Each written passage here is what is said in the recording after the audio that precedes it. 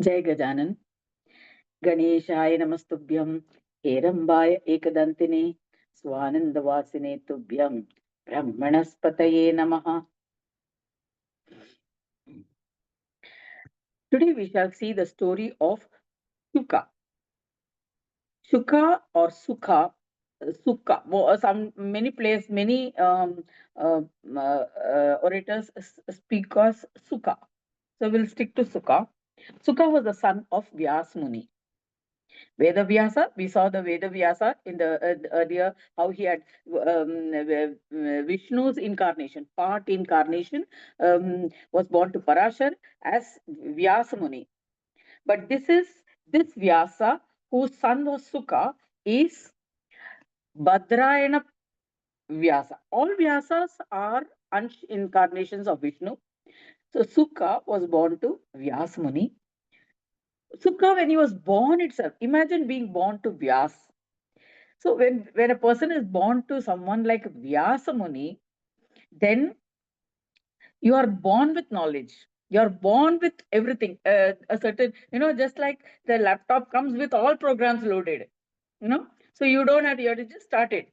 So he has come. So the moment he was born, he was an or you can say an embodiment of Shiva himself, because Vyas Muni had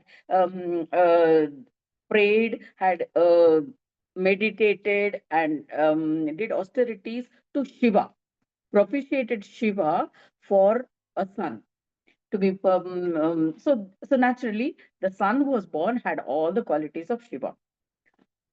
So he was not interested in anything. The moment he took birth only, he started avoiding people. He was detached. He felt that it is not necessary to mix up with anybody. If you get involved with anything, it will get you entangled and bondage and everything. So he always used to kept aloof. He had the conviction that all these materialistic things will only result in bondage, and whatever knowledge he had, that also will go away. So he didn't want to get involved in anything worldly. Vyasa Muni would go after him. He says, "You can't remain like this. You will have to go through the various varnashramas." Varnashramas means your as a student, the student phase, that is your brahmachari, and then you have to go through the grahastha, that is as a householder.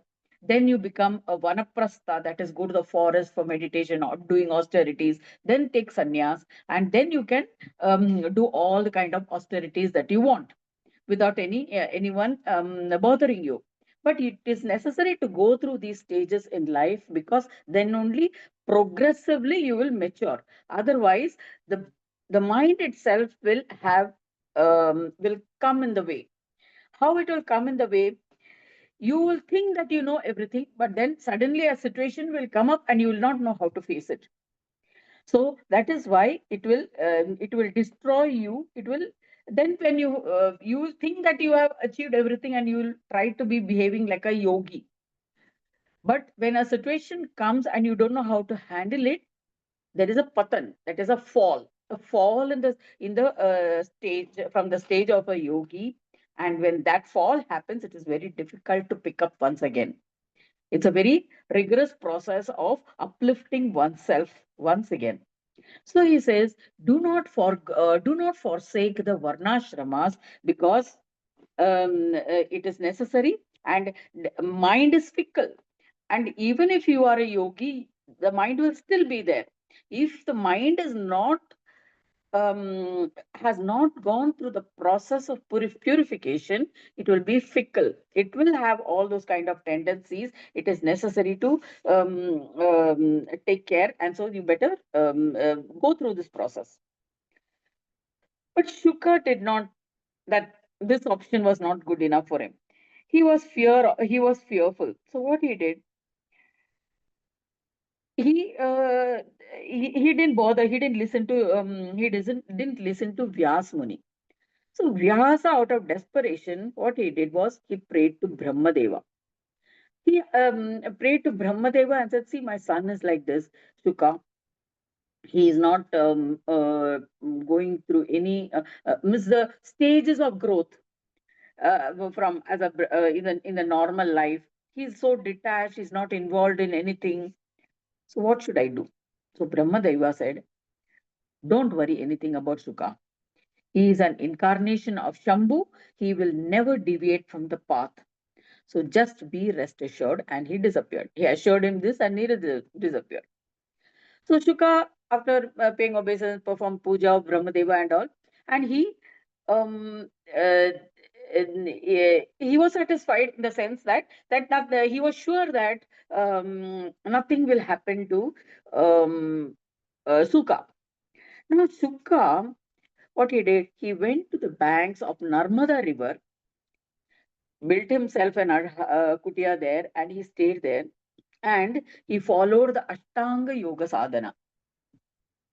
He followed the path of yoga. Ashtanga Yoga sadhana, there are 8 stages in that Ashtanga Yoga sadhana.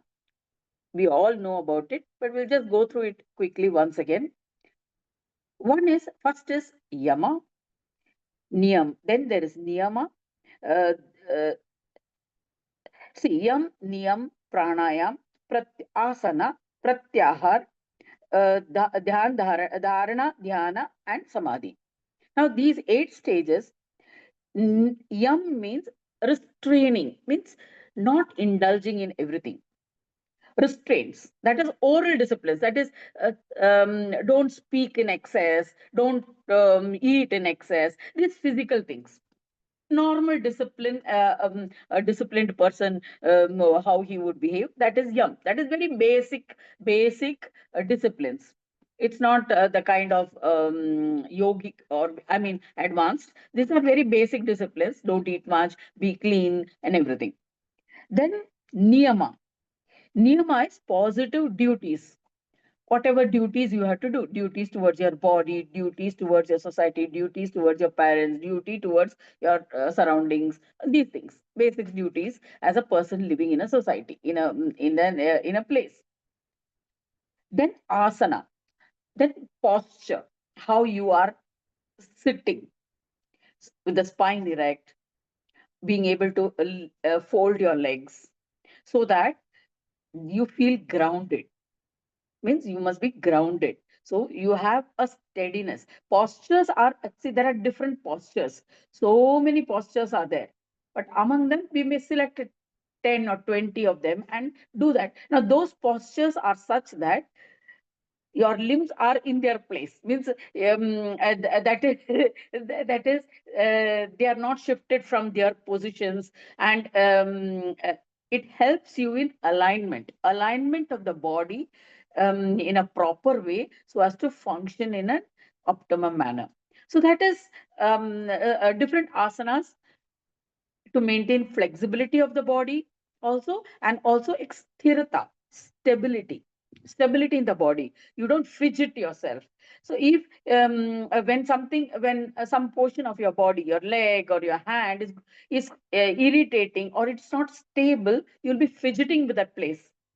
Means it will be either restless, it will not be available when necessary, that way. So some people we know that keep on shaking their legs, you know, these kind of these are because of they are not stable. The legs are not stable, so and that legs is connected right up to the middle of longota.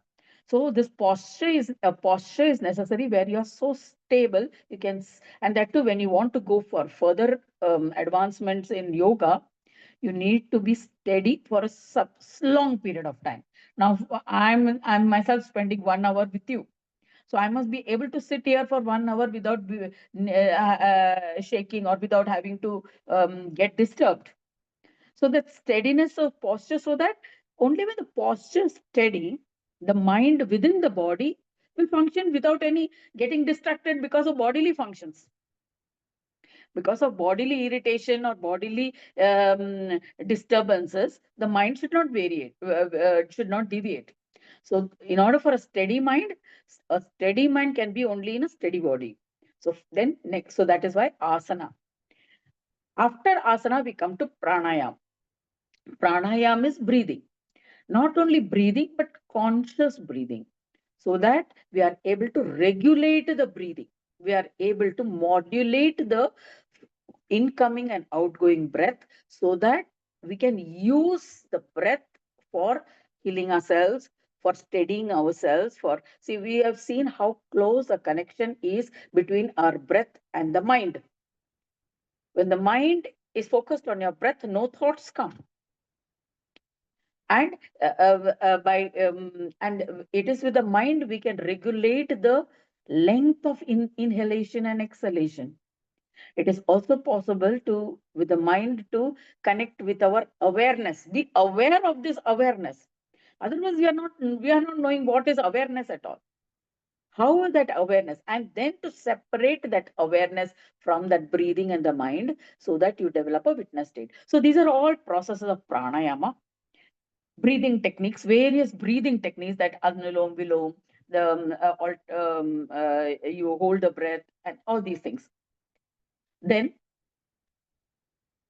pratyahara, sense withdrawal, withdrawal of senses from the sense objects.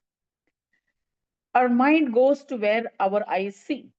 I see something and we want to buy that. Or the moment you are on the road, when you see in the shopping mall something on the window shopping, or even what is available, what is displayed, we want to buy that. So the mind immediately follows where the eyes goes. So we need to be able to control those sense organs. Not only uh, not getting influenced by the sense objects is one thing, withdrawal from the attraction of the sense objects, then control of the sense organs itself. Then, so withdrawal, sense withdrawal, that is pratyahara. Then you have, so it not only of the hearing or speaking, even eating. We eat sometimes, we uncontrollably, eating. We want to, our taste buds wants a particular thing, and we can't remain quiet without getting that thing, no, without eating that. So that sense of taste, all these things also. Then you have dharana. That is, you hold your mind on one object for a prolonged period of time. We begin with breathing, easiest thing, because breathing is the most natural thing. When you hold the mind focused on your breathing, and the technique we use is not counting. When we use a counting, naturally the whole of the mind is focused on your breathing. It is held in one place. It doesn't go here and there. Then another object is your candle light, a flame, a flame in front of you. Focus on that. Tratak, that is called tratak. You just go focus, look at that continuously for a certain period of time. There again, that is limited, because you can't exceed a certain number of minutes, because the eyes, it will harm the nerves, optical nerves. So we should not prolong it more than, don't go to a discomforting level. Of course, the eyes itself as a mechanism, the tears will start coming. The lacrimal glands will start flowing. So you will automatically stop. But sometimes the eyes go dry. And then you're not even aware that you have exceeded your time. Then it will cause harm to your retina and eyes, and then eyes, the nerves are connected to the brain. So don't exceed a certain, when you do tratak and all, we can't exceed a certain time. Or other objects are there. Sometimes the sound of the fan, sound of something, sound of water falling, water dripping, drop by drop. So these are all external objects by which you can have a focused concentration. That is dharana. Then you have dhyana. Dhyana is meditation, meditative absorption. Just like how we do it daily, we are absorbed in meditation, where it leads to a state of thoughtlessness. We come to a state where there is no thoughts. You just are aware, you're fully aware, awake. You know what is going on. Sounds are happening. You are able to hear everything. You can smell everything, but you are in a state where of just simply being, thoughtless awareness. That is meditation. Then is samadhi. Samadhi is a state where you go into a deeper state of silence, or a state of pure potential. It is a state of conscious awareness, consciousness, awareness of the consciousness. That is samadhi. Now, samadhi, now in Mudgal Puran, or in Ganesh Gita, which is a text within Mudgal Puran, just like Bhagavad Gita is a part of Mahabharata, here in Ganesh Gita, which is in the 9th part, we come across Samadhi states. So we in the Ashtanga, so it is assumed that you have reached the state of Samadhi. So that much progress has happened. Then you take off. So in Ganesh Gita, we have stages of Samadhi, that is Sampragnat Samadhi and Asampragnat Samadhi. These are two states which I describe as Sampragnat means super conscious meditative union. Samadhi means meditative union with that consciousness. So you become that consciousness. And meditative union is Samadhi, and super conscious meditative union is Sampragnat Samadhi, and supra conscious meditative union is Asampragnat Samadhi. Then in Sampragnat Samadhi, there are 4 types of Sampragnat Samadhi means a state of Samadhi where we make use of Upadhi. Upadhi means tools, objects, or something which we know. Tools means not tools as an object, tools as something known to the mind, whose impression is already there in the mind. So that is used as a tool. So in Sampragnat Samadhi, we make there are 4 types of Sampragnat Samadhi: Savitarka Samadhi, Samadhi, Savichara, Sananda, and Asmita. These are 4 varieties of Sampragnat Samadhi. Then Sampragnat Samadhi can also be of 2 types, that is gross and subtle. Gross and subtle. The gross, like these gross means gross in terms of experiences, which is already there as knowledge in your antakara, in your mind, you can say.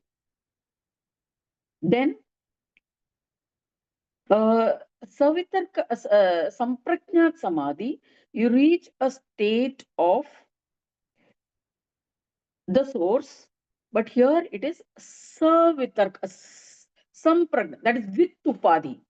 That means you have not gone, you can't exist without an Upadhi and without any support. It is a supportive Samadhi, supportive Samadhi. Asampragnat Samadhi is beyond, without any support. Asampragnat Samadhi is without any support. So there is a stage of incorporeal, that means without a body, going beyond a body. There is no, we are not taking the support of anything, not even the mind, not even the thought, not even the memory or anything. So it is Niralamba, Nirbija, and Samadhi. There are two types. There are this Niralamba without support and Nirbija without seed. Even the seed is not there. Seed of the thoughts seed is also not there. So these are stages of Samadhi. We go through each of them. In Sampragnat Samadhi, we go as an ascending order. You go in an ascending order. And finally, you also go to stages of Samadhi where you take the support of the elements also, tanmatras, the primordial elements. And then you go to a stage of cosmos, that is a space and time. Uh, in Samadhi states, you go into space and time, and the cosmic self, identify with the cosmic self. I had explained to you about something as a Virata Purush, and also Vaishwanara, the cosmic self. So when you identify that with the cosmic self, then you will reach a state, because in cosmic self we go up to Brahma, the Brahmadeva, where we go up to Satya Loka, where then leading to a bliss. So it will be leading to a state of pure consciousness. So these are all the stages in Sampragnat and Asampragnat Samadhi, which Sukha was practicing in near Narmada, near the river Narmada, where he went and he started observing all these practices. Eventually, he there is a Swata Uttana and Parata Uttana. The stage of ascension. Stage of ascension is Swata Uttana. You make use of tools and techniques to uplift yourself and ascend it to a certain stage. Then you come to a stage of, so this all these practices Sukha was doing on the banks of river Narmada. He reached a stage of Videha. That is, Videha is going beyond the body. So for that, then he got stuck up. So he didn't know what to do when he reached that state. Because he started, when you go Videha, you go beyond the body, he started wandering everywhere. Wandering on the earth without a body. Body is in one place on the banks of river Narmada, but he is wandering. So he didn't know how to handle that state. So he goes to, who is the best teacher of Videha Samadhi? Is Raja Janak. That is why Raja Janak, he is the father of Vaidehi. That is why he is Videha Brahma. He had achieved that state. As a Raja, even as a king, he had achieved the state of Videha. He was able to transcend the body. So that is why Sita is known as Vaidehi, because she was Janaka's daughter, like Janaka's daughter Janaki, like that. Videha, as a Videha Brahma, Sita is also known as Vaidehi. So he went to King Janaka and asked about this stage. I've come here to learn how to progress from the state, or what is my next step that I should do. So he became because he was this Videha state was unsupported. So he went to Janaka, and Janaka convinced that Sankhya is Videha, and can exist without the support of Deha. So he says that Videha state itself is Sankhya Brahma, and so it will have no support. So you don't have to worry about it. You are still not, you are in that state, you are not connected with the body or the Deha at all. So he was satisfied with this, and with this knowledge and enlightenment, he acquired the state of realization. He comes back to his place. But even now, at this state, he was also realizing that he was a knower. There is a kshetrajna, that is, there is a field of knowledge, and there is a knowing. Now he started thinking that what is this three different things? This three things are there.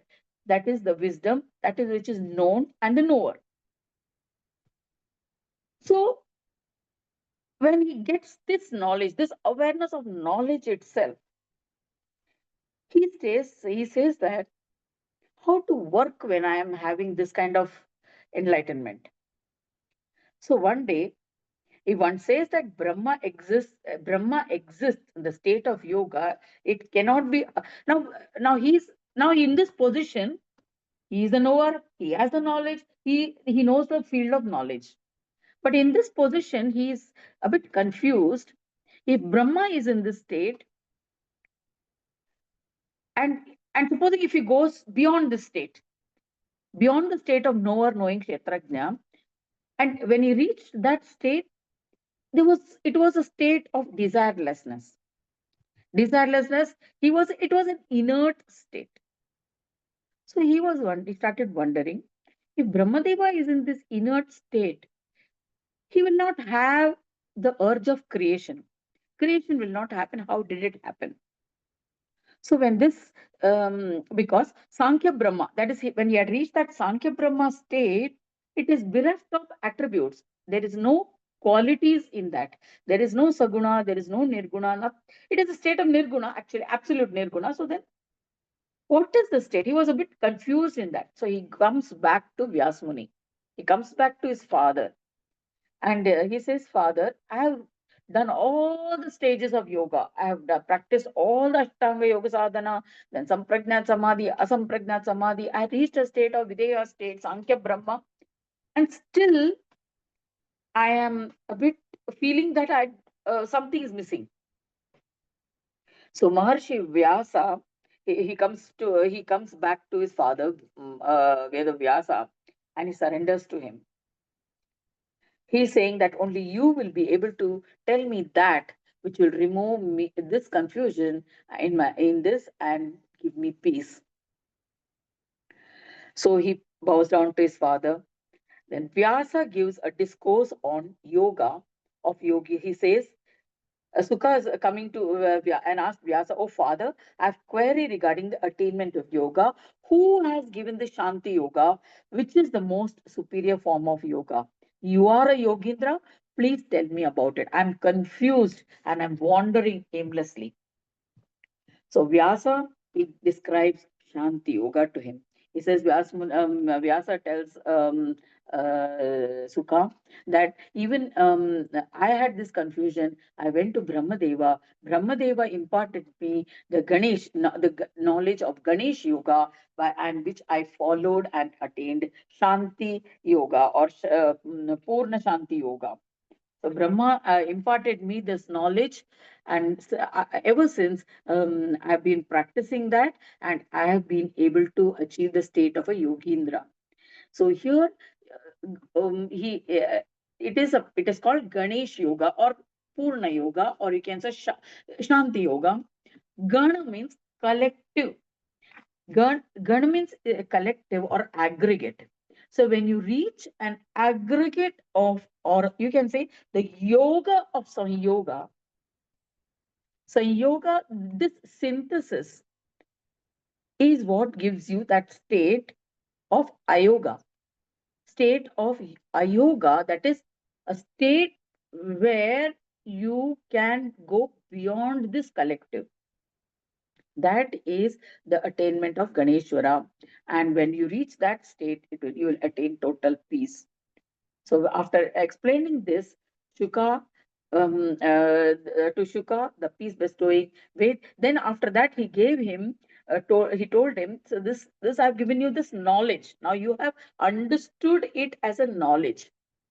Then he instructs him in Vedapada Stotra, Vedapada Stotra of Vishnu, and he learns that stotra from his father, and he goes and chants that stotra, and by chanting, which describing the glory of Ganesha, which we had already seen, Vishnu Stuti, which we had earlier seen, how Vishnu had sung in praise of Ganesha when Ganesha manifested before him. So he sings that stotra, and he finally attains Shanti Yoga. So in this way, we end this 35th chapter of the legend of Shuka. In the second khand of the Purana Upanishad, Srimad Mudgal Puran, describing the legends of Ekadanta, chapter 35 of part 2. We'll see the next chapter, which is the legend of Gautama, in the next session.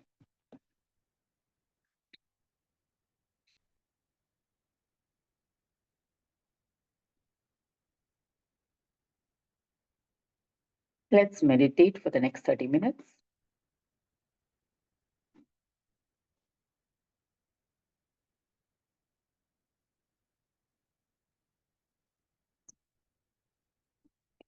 Putting everything to one side, bring your attention to yourself. See that you're seated comfortably, relaxed, spine erect, feet on the floor. Feel the ground beneath your feet.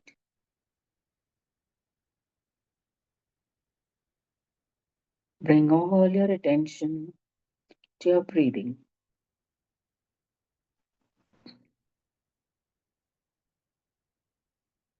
Eyes gently closed.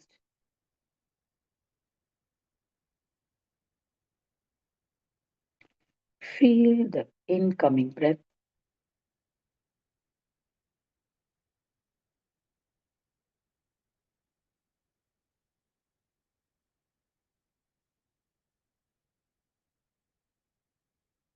Count 1 to 12 as you inhale and 1 to 12 as you exhale.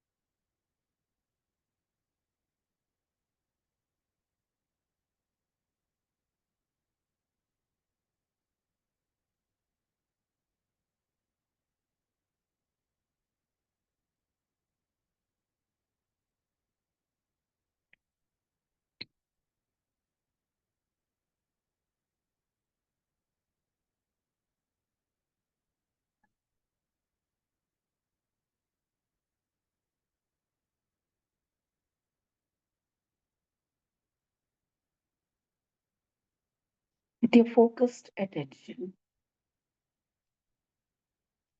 look at something that keeps coming back to you as regret.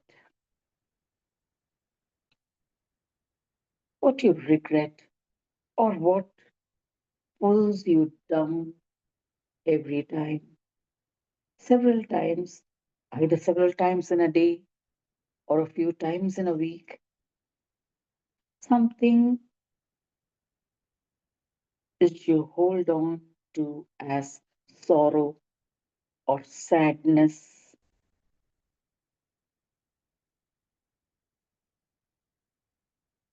something you cling on to or which keeps recurring over and over again.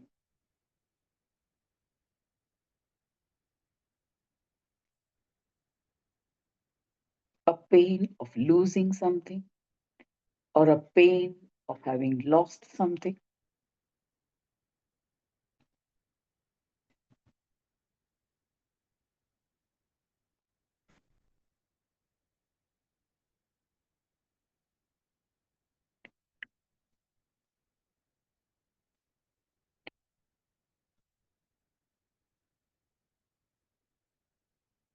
That feeling of pain,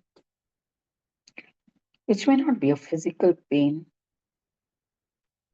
an emotional wound,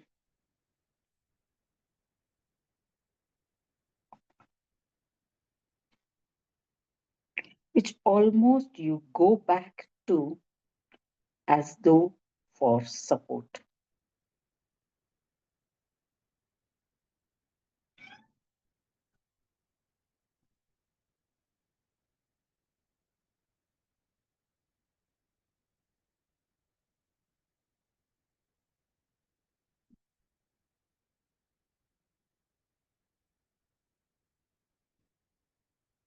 When you find yourself in a difficult situation or in a place where things are getting out of hand, oh, this thing is not meant for me. I'll never be able to do that.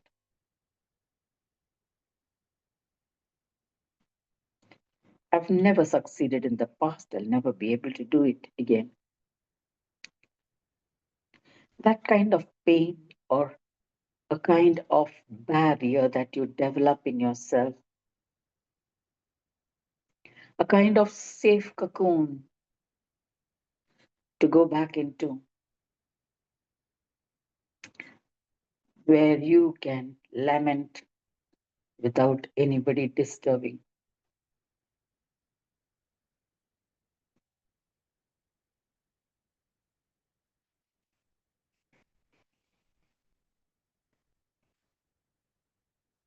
A go to place of self pity,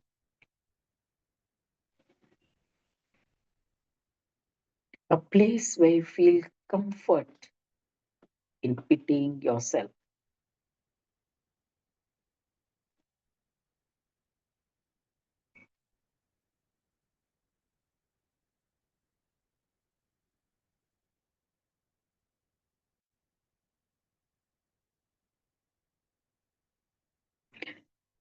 There are people who love being sad.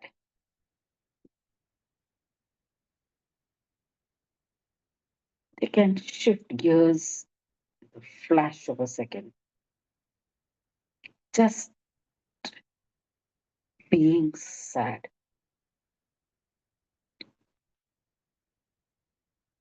It's a place of comfort. They don't want to let it go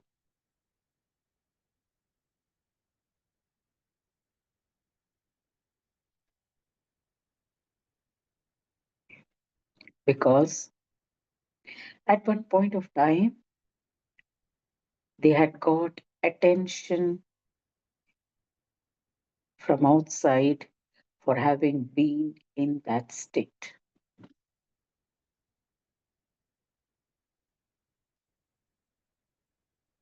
That attention seeking is that of feeling of self importance that you get,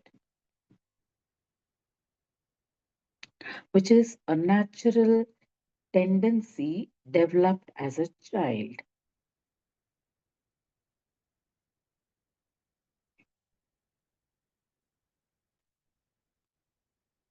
As a child, when you felt discomfort, you cried, you attracted attention,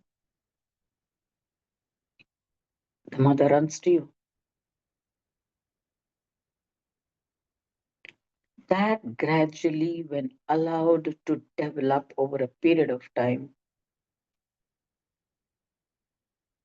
may make you anchored in a situation where you find a similar circumstance, maybe a loss, a serious loss, or serious disability,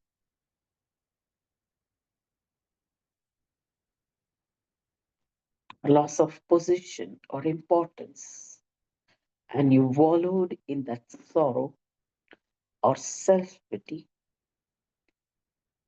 and you attracted attention. You got the same sense of feeling of importance when people attended to you, and that comfort you experienced was comforting. So it's a safe place to slip into every now and then. It's a feeling within yourself that you yourself has created a comfort zone.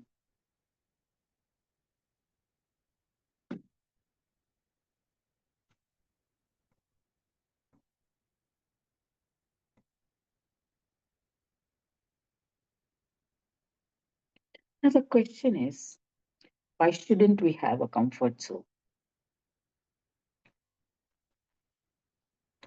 Should we or shouldn't we?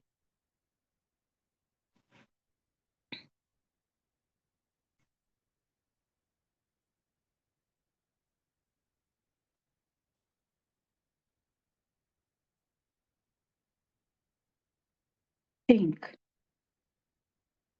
Think for yourself the advantages or the benefits of having this comfort zone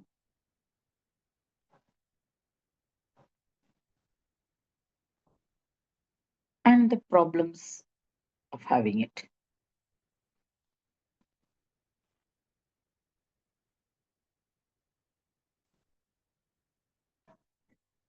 List out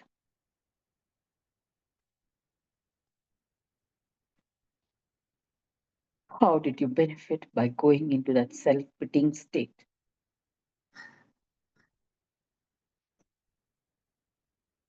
What benefits you get out of it?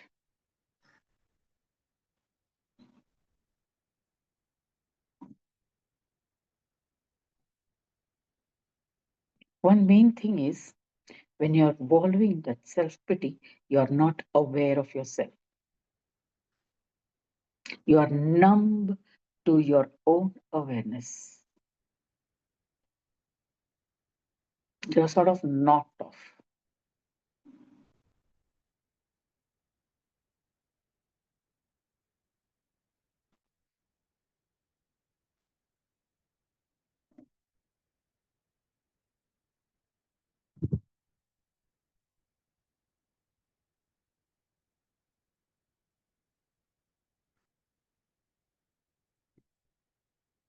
So you don't want to deal with the discomfort of being in the present, in the state you're in.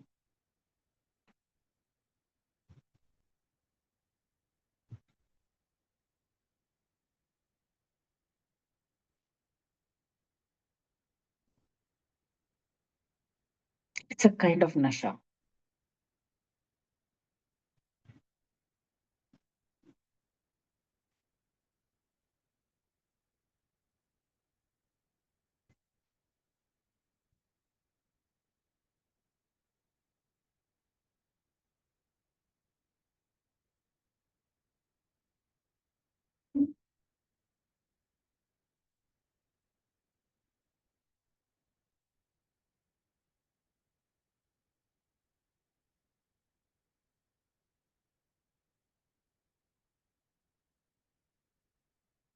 An addiction that's difficult to come out of because nobody can help you there but yourself.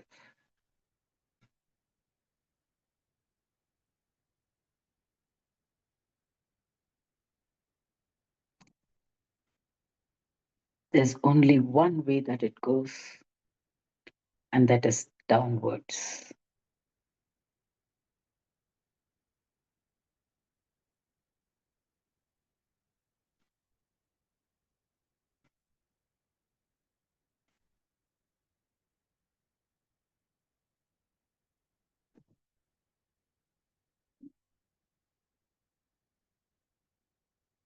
It's known by various names as depression, stress, sorrow, Alzheimer's, schizophrenia. You can take, you mentioned any of the mental illnesses, you can give a name to it.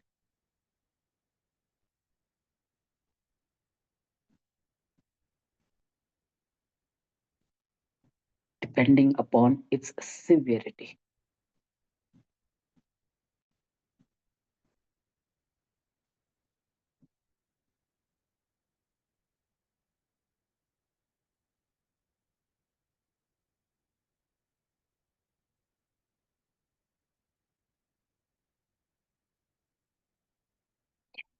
And when there is no desire to come out of it,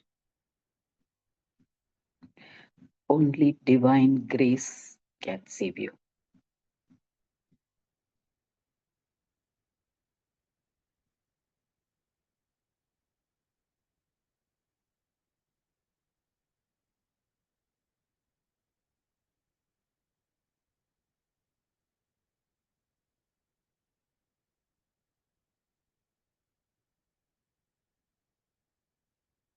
So, whenever we find ourselves in such a position, such a place where we are going into our comfort zone, into that place of self pity, it's not really a comfort zone in the positive aspect. It's a comfort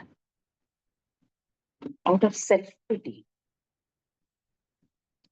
out of helplessness, out of limiting beliefs.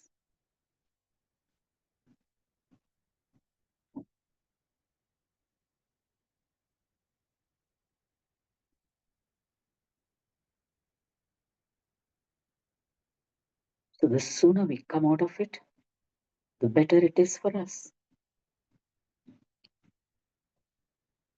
The solution is in being aware. Just being aware that we are slipping there. We are going into that zone.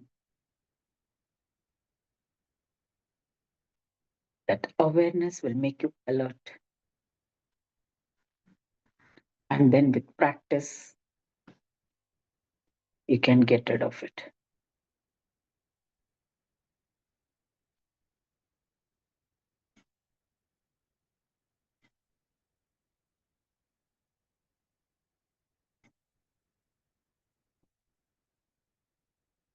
Initially, it may look very boring, like observing your breath,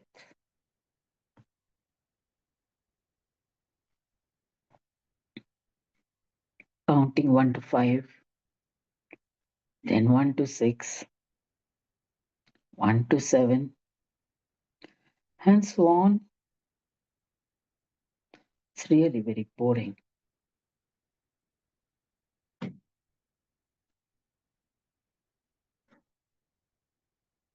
But that muscle of awareness that gets developed as you breathe in and out consciously with using the upadhi of your mind.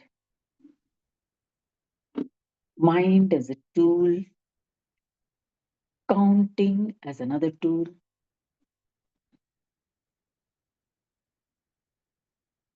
You get connected to the pranavayu, the life force, which is like a breath of fresh air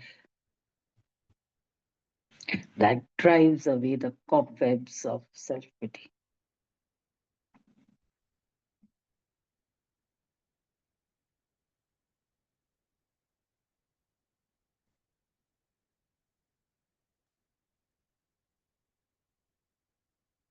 You will reach a stage where you start avoiding people who engage in self pity. You just don't want to go near them.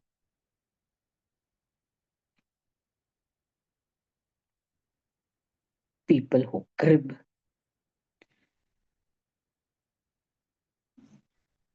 crying all the time, wallowing in self pity.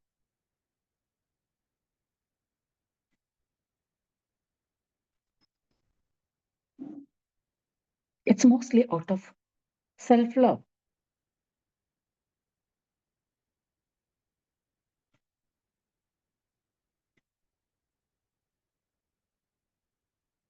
Self love above all things else.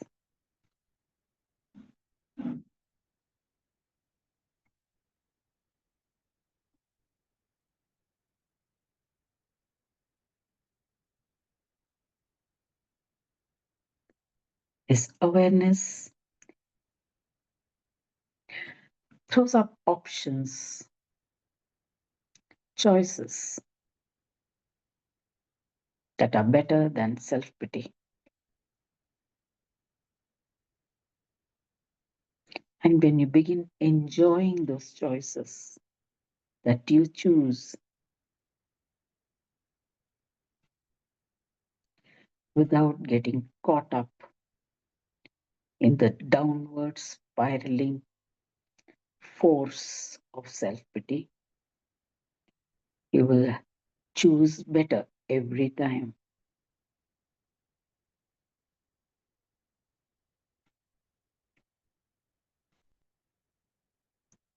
Soon, that force, that downward spiraling force, will lose its energy. It will thin out. It will have no more control.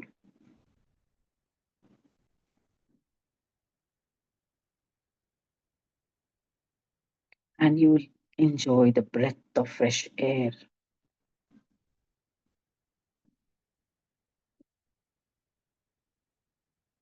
That itself is divine grace.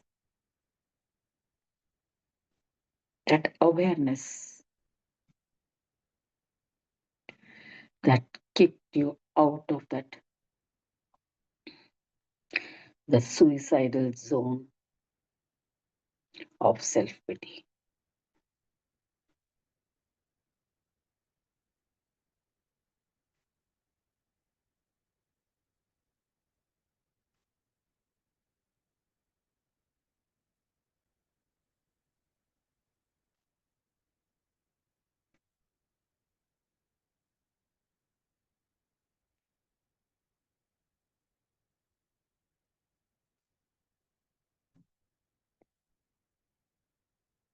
Now that you have options, think what you would do if you had a better choice.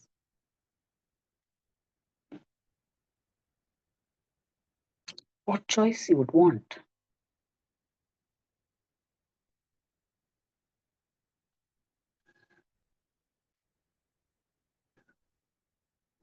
Think what will get you there.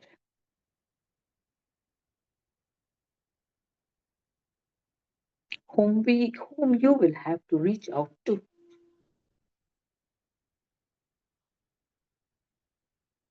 or where you need to go, how you need to act.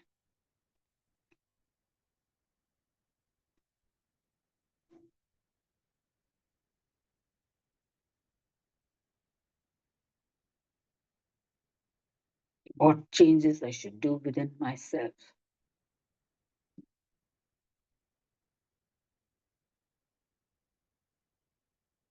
It may be as small as getting 15 minutes up early in the morning, earlier than usual.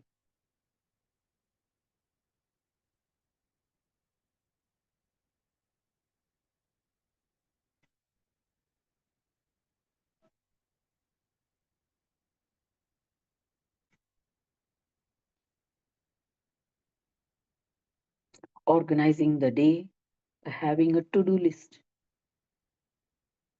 or at least mentally noting things down.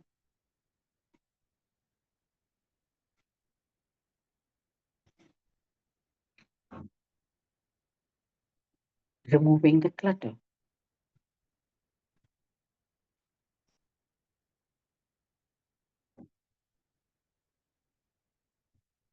These are all self discipline.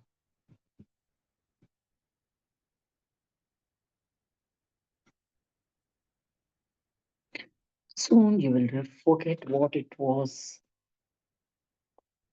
that you are putting yourself about.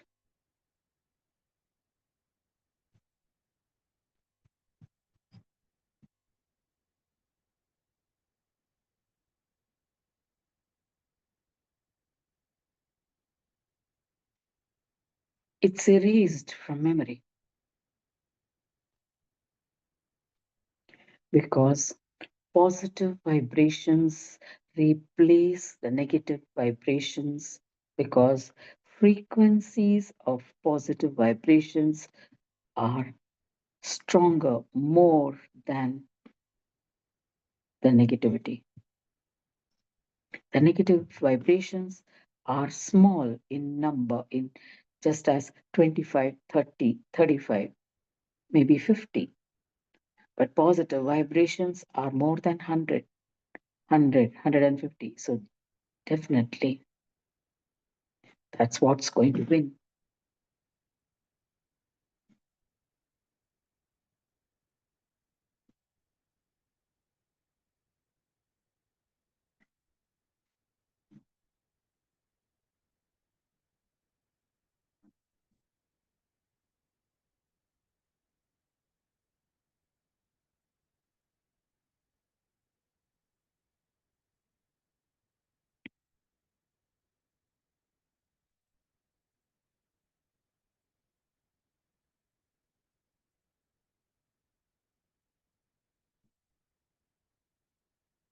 It's just as simple as just being aware, being in the moment, being in the presence of your own self, and be knowing where you are. Awareness.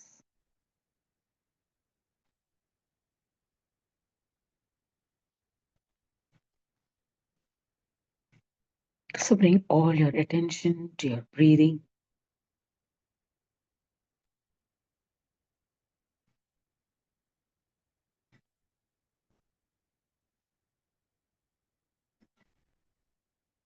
Consciously breathe all the way into yourself, deep into the abdomen,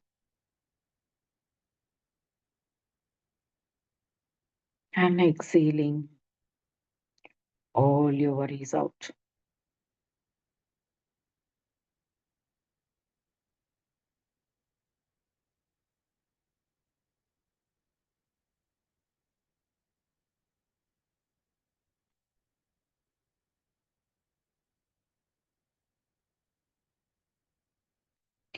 Slowly wriggle your fingers and toes. Rub your hands together. Cup your palms. Place it on the eyes.